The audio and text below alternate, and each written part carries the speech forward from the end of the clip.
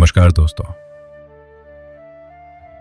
स्वागत है आपका रामायण के तीसरे भाग में, जहां भगवान राम का सफर एक योद्धा के रूप में शुरू होता है। पिछले भाग में हमने देखा कैसे युवा राम और उनके भाइयों ने ऋषि वशिष्ठ से शिक्षा प्राप्त की और उनके दिव्य गुणों ने अयोध्या को प्रकाशित किया। आज भाग 3 में एक महान ऋषि के अनुरोध से राम का पहला युद्ध शुरू होता, एक राक्षसी के साथ जो धर्म के रास्ते की पहली परीक्षा है। एक दिन अयोध्या में महान तपस्वी ऋषि विश्वामित्र पधारे। उन्होंने राजा दशरथ से कहा, महाराज, मेरे यज्ञ को राक्षसी ताड़का और उसके पुत्र भंग कर रहे हैं। मुझे आपके पुत्र राम चाहिए जो इनका वध करें।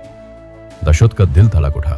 अपने युवा पुत्र को राक्षसों के सामने भेजना उनके लिए असंभव था, लेकिन ऋषि वशिष्ठ के समझाने पर उन्होंने अपना डर छोड़ा और राम को जाने दिया। साथ में लक्ष्मण भी गए। विश्वामित्र के साथ राम और लक्ष्मण एक भयानक जंगल में प्रवेश किए। ऋषि ने उन्हें दिव्य अस्त्रों का ज्ञान दिया, बला और अतिबला मंत्र जो उनकी शक्ति को दोगुना करते थे। लक्ष्मण, जो राम के लिए अपना जीवन समर्पित कर चुके थे, हर कदम पर उनके साथ थे। जंगल का सन्नाटा उन्हें एक बड़े संकट की ओर संकेत कर रहा था। अचानक जंगल के सन्नाटे को चीरती हुई एक भयानक आवाज आई।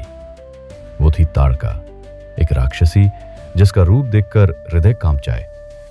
उसका विशाल शरीर, उग्र आंखें और शक्ति यज्ञ स्थल को उजाड़ने के लिए काफी थी।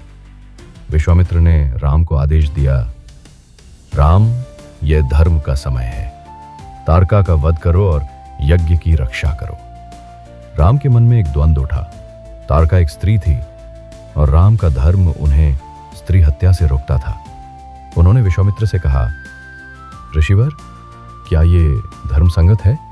विश्वामित्र ने गंभीरता से समझाया, राम, ताड़का के रूप में स्त्री नहीं, एक अधर्म की शक्ति है जो निर्दोषों को हानि पहुंचाती है। उसका वध धर्म का हिस्सा है। राम ने अपना संकोच त्यागा और युद्ध के लिए तैयार हुए। युद्ध शुरू हुआ। ताड़का ने अपनी शक्तियों से जंगल को हिला दिया, लेकिन राम का साहस और निशाना अनुपम था। उन्होंने एक दिव्य तीर छोड़ा जो सीधा ताड़का के हृदय को भेद गया। ताड़का सा एक जोरदार चीख के साथ धरती पर गिर पड़ी।